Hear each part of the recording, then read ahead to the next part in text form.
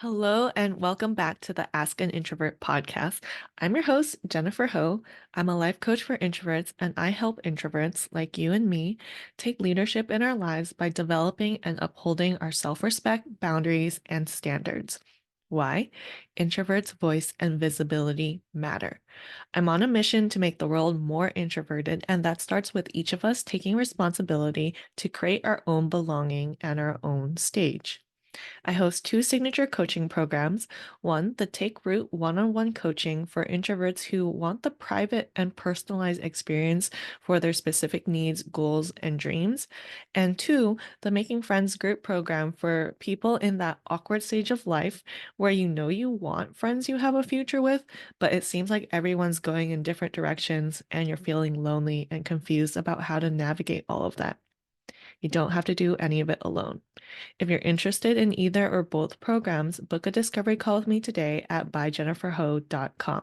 I'll drop the direct link in the show notes. Now, let's dive in. Today, I want to wrap up this very first season of the Ask an Introvert podcast by reflecting on this past year. I was inspired while working on a self evaluation for my corporate job when my brain was like, why don't I evaluate my life?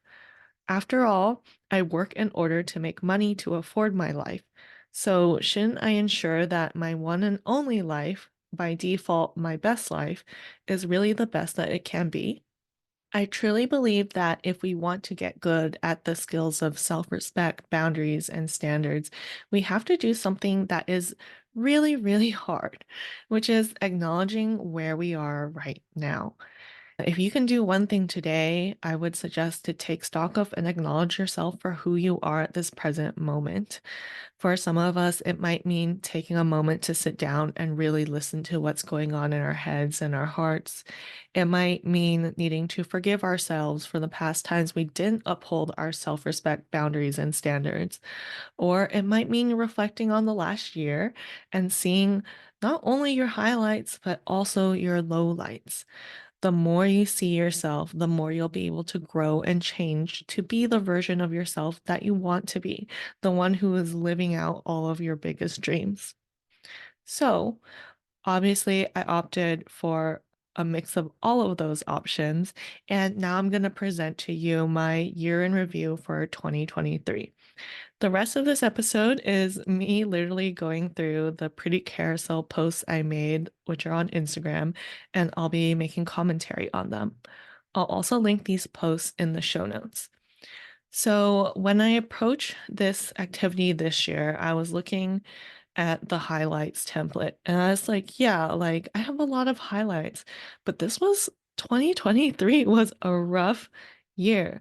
I went through some really difficult things and it's some of them are still ongoing, so it's kind of hard to know where I land with those things when I still have all these coexisting and conflicting feelings about them. But life includes lowlights and highlights. So this year I started actually with my low because I really wanted to document, yeah, here like if I document the highlights, it's like, here's everything I achieved. But by documenting the lowlights, I can see everything I overcame and experienced. And despite all of that, still achieved all the highlights. So let's take a look at the lowlights. I decided to start with my top three failures this year. And as I look back on this year, my biggest failure is playing it safe. I really undergoaled for a lot of things, and undergoaling can be good when I'm just starting. Like with the podcast, I said, I'll do one episode a month. If by the end of the year I have 12 episodes, that's more than great. But for other things, I failed to reevaluate often along the way and actually recalibrate my goals for my new capacity. For instance, in business, I've been hesitant to take it more seriously because I'm afraid to fail. And so by playing it safe, I set low goals and I would self-sabotage along the way. Like I planned a 4-month launch for the Making Friends program, but I didn't really take action until those last 6 weeks. And what really helped me was really starting to evaluate along the way and checking in more often. So my second failure of the year is being late to Pilates class, like 70% of the time. So something shifted at my studio this year where there are group classes, but they're not guided by an instructor. So you get workouts that are designed for you, and they're called studio sessions, and they're more like going to a gym, but you have access to all the Pilates equipment, and there's always someone watching you and ensuring that you don't hurt yourself and pushing you to do better, like change your form or to upgrade to higher weights and things like that. And something about not needing to be there on time just made me think that I could get away with it for whatever reason. And so I started to look at what I was telling myself each day, and I was like, oh, I need to go get my grippy socks for Pilates. And so I'm walking back upstairs. And then I'm like, oh, I need to put the GPS on, but I don't actually do that when I get to the car and I start driving. And then I get on the freeway and there's a bunch of traffic. And so I just kept showing up late. And I still do. Like yesterday, I was 10 minutes late. So it's a big fail to me because I want to be someone who's on time and also not feeling rushed. Yeah. And then, gosh, I thought really hard. There's like a few different things, but I think it's like these little things that I really beat myself up for. So my third top failure is burning my food in the air fryer because it has these preset times and they don't necessarily work for whatever I'm cooking in there. And I just can't bother to readjust them. Every time I think, yeah, I'm definitely going to check in on this. No, I don't. And this is like a really odd thing to have a lot of self-trust for. But I think I should definitely prepare to just cook my food properly because this failure has a domino effect of then me not having a delicious meal because I burnt my food. So the next thing that I put in my lowlights is words that I let go of. So I really thought of something that people often say to me that just annoys me. And it is, you should be grateful for what you have. And this is in the context of when people want to make me small. And they say it almost with this, definitely with this undertone of, oh, well, you don't sound grateful. And why are you asking for more? And I'm like, why wouldn't you ask for more in life? Like, if you don't ask, you don't even get. And just because I ask doesn't mean that I'm not grateful.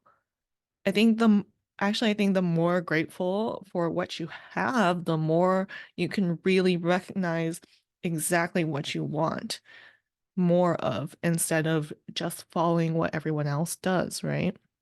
So, words I'm going to choose instead are I'm grateful for what I can create. So, one of my most painful experiences this year, in theory, I have grandparents because my parents have parents, but I really grew up without those kinds of relationships for a variety of reasons, like whether they lived on the other side of the world or because my parents didn't have good relationships with their parents. Anyway, I generally felt neutral about this lack of a relationship. I would like get sad when friends are sharing about what they're doing with their grandparents and things like that, but it was very temporary until this year when we found out that my mom's mom, my Bangwai grandma, is near the end of her life. And really, she's a stranger to me, but I know she's important to my mom. And so now our lives are intertwined as my mom shows up for her mom. And the most peace that I can make with navigating all of this is that I'm going to show up for my mom. And I don't know what that looks like at times, and my mom doesn't know what that looks like at times, but where I can find love and compassion is for my own mom. And it's been tough to support her through this, and I know it's even tougher for her to go through it. I honestly wish I could just avoid it. And I also get mad at myself for wishing that. And I feel all of these things that I don't even know how to name because we're not in loss yet. But I guess it's also making me grieve the lack of the relationship. And I really just know that it hurts. Another thing I put in my lowlights was the top thoughts I had to self coach and get coached on. So, number one, I shouldn't post on LinkedIn. It's too scary. More specifically, I was afraid of people I know distancing themselves from me in real life after reading thoughts of mine that don't come up in regular conversation. Like, I was like, oh, what if I offend this person or that person? And I'm especially concerned about offending people who have any authority over me. And I did actually have a situation like that come up, but everything out turned out okay. Like, and at the end of the day, I don't regret posting on LinkedIn. If anything, I do regret that period of time where I stopped. I'm gonna do it despite still feeling scared because the other thought I have now is posting on LinkedIn is fun. Like, there's no bot accounts there really because LinkedIn is really strict about that. So you know you're hanging out with real people. And the comments that I get are really thoughtful. And even when someone doesn't completely agree, you can have a very productive conversation around it. So it's been good, but I still self coach on that. The second thought is there's no way I can be prolific at creating content like insert any someone that I would compare myself to. I found myself comparing a lot, especially when I was consuming a lot of other people's content. There's like so much input. And if you go on someone's account and you start binging, like automatically my brain thinks, oh, they put out so much good stuff, but I don't really know the cadence of that. And I spent a lot of time beating myself up for it. And by doing this exercise, I actually looked back and realized whoa, I actually created a lot this year. When we get to my highlights, it's going to include this podcast, for instance. Now, the third thought that I had to self coach and get coached on was I can't be a coach and a speaker. That's just asking for too much. You guys see the patterns here? Like, I'm asking for more in my life and I'm setting myself up for more. But there are these outside voices that influence me and how I talk to myself, even at the end of the day, who am I really asking for permission from? There, other people can say whatever they want, but at the end of the day, the decision is made by me. I make the decision. So I will be a coach and a speaker. I am a coach and a speaker. I'm speaking on my own stage right now. And in 2024, I will be stepping on another stage for sure. My worst investment of 2023. It's not that big of a deal. It's the Six Flags season pass. I'm recording this episode on December 28th, and the pass expires in 4 days. I only went once back in June. Will I go again by the 1st of January 2024? I really don't think so. It's just too cold. Like my face is gonna freeze at those kinds of speeds on the roller coasters. So that's really my worst investment. I totally thought I would go again. But hey, at the height of summer fun, I was like, this is happening. And then it didn't. And that's okay. Now, the highlights version of this is my year in 3 words. And I think you all know I like puns. Well, anyway, I do like puns. So I was like, well, what's like the low light version of this? And the first thing I can think of is tears. Instead of my year in 3 words, let's describe my tears in 3 words. I cried often and I cried burning tears, and every time it felt cathartic. So my tears in 3 words are often burning and cathartic. Now, the hardest truth to hear this year. So I actually don't know how to say her last name, but I think it's just Brianna West. She writes books like The Pivot Year, The Mountain Is You, lots of good stuff. But one of the quotes that just kept replaying in my head because I know how much responsibility I have to take for my own life as I pursue my big dreams. the hardest truth for me to hear this year was you have to find the courage to paint outside the lines you once drew for yourself. Every line, barrier, wall that I put up, I put that there. So, how do I want to redraw those lines or draw outside of them? And it's just a lot because now I have to challenge who I currently am, and I have to be willing to dive into this uncertainty, into this unfamiliarity, and it's scary. It's not easy. But yeah, as you can see, I had a lot going on this year, and I'm still working on all of that. And I'm really proud of myself for being able to see these lowlights. So, if you're ready to dive into the highlights, there's a lot of stuff to celebrate. And well, I think I can definitely celebrate the lowlights too, but like the exciting, fun, warm, immediately cozy, cheery kind of celebration, we'll find that in our highlights, right? So, my top three accomplishments this year. One, launching the Ask an Introvert podcast.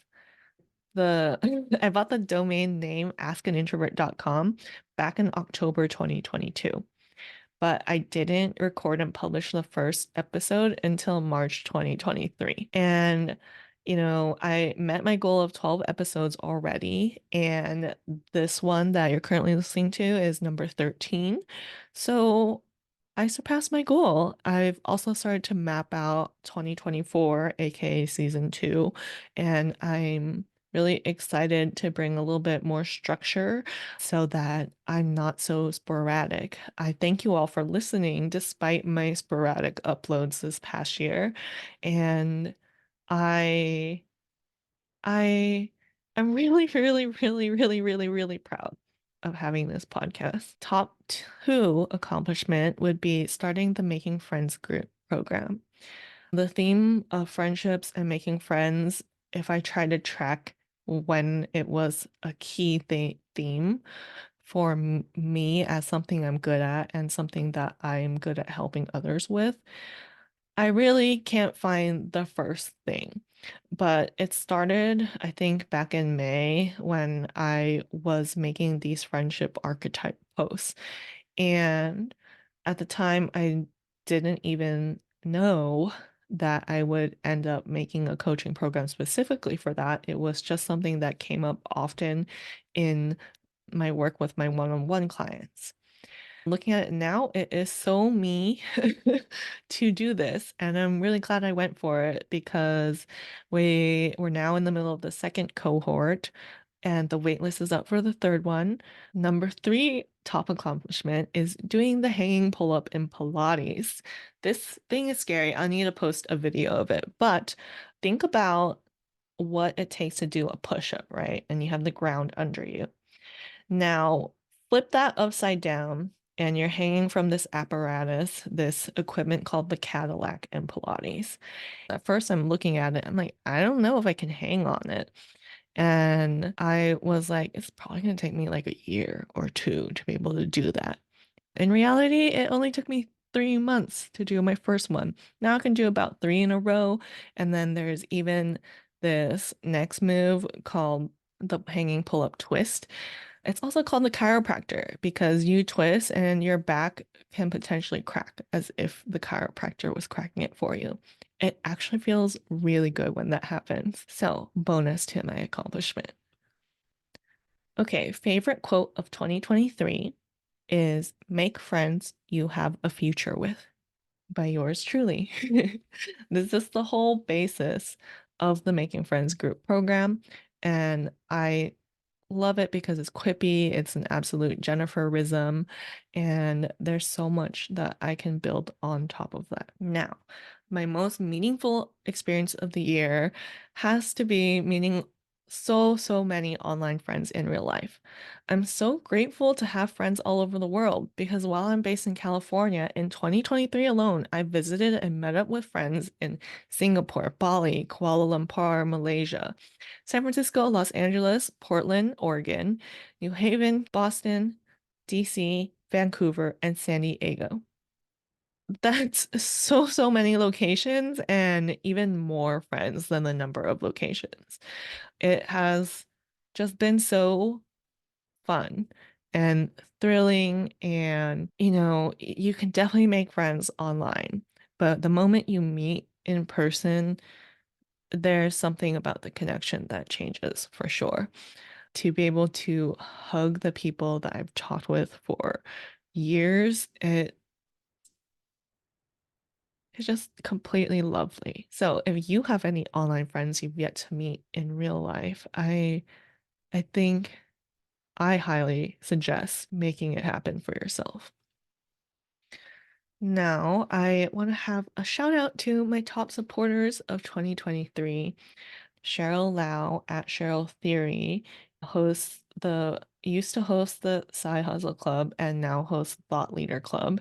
And her coaching and accountability has helped me create a prolific body of work as a thought leader, as a life coach for introverts, someone who advocates for the quiet people in the world.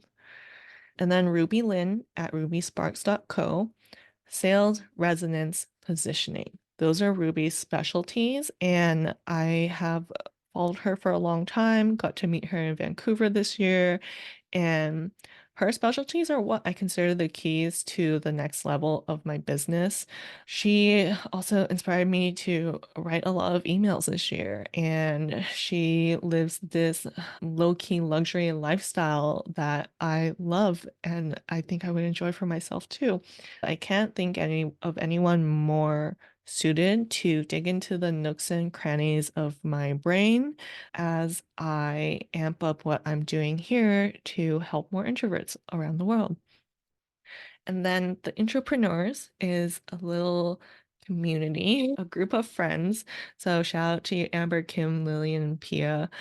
This has been the coziest support group of introverted entrepreneurs, hence Entrepreneurs.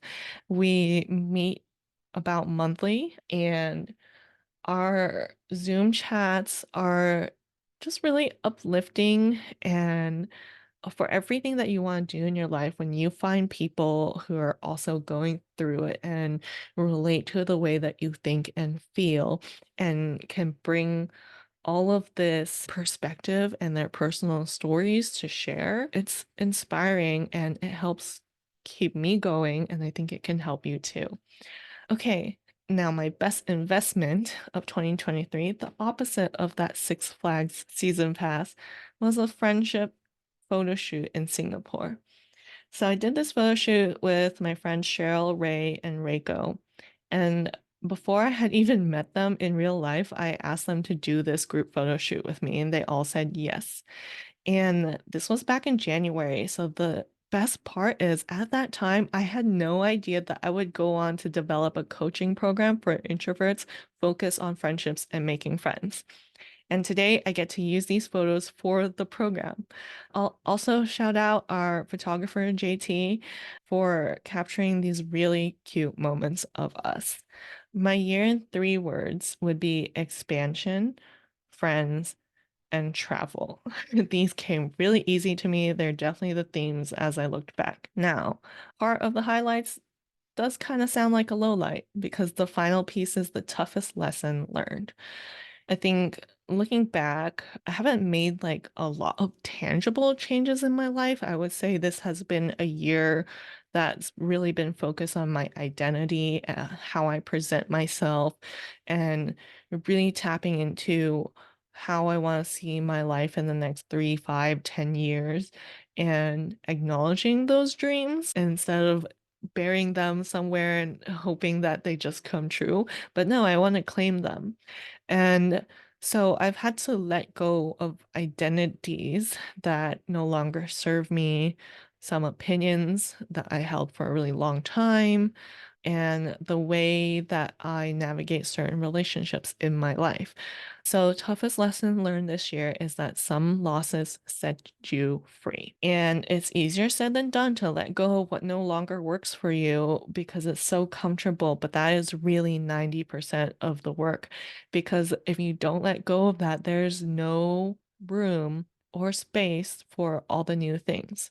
So it is scary, orienting to choose losses, to go through grief purposefully, but it really does set you free. And then the last bit of the highlights is my biggest goal for next year. So it's really a layered goal. So my biggest goals for next year for 2024 is to speak at an in-person event, to be a prolific podcaster, and get nominated for podcast awards. And along the way, I'm choosing to embrace the boring moments, like putting in the work. It's really not all that glamorous and fun. Sometimes the only fun part is the result. I'm going to be really mindful not to chase shiny new things and really put in the reps and build real habits to make these goals happen. So that is my year in review for 2023. This process of actively evaluating our life, our goals, and our dreams is a key component of working with me, whether it's the Take Root one-on-one coaching program or the Making Friends group program. If you're interested in working together, book your discovery call today. I'll drop the link in the show notes. And thank you so much for tuning into this podcast. For more regular doses of my perspective, you can find me on Instagram or LinkedIn. And if you're excited about the future of this podcast as much as I am, please subscribe, leave a review. I would appreciate any and all of that. Thank you for tuning in, and I'll talk to you next time in season 2, coming in 2024.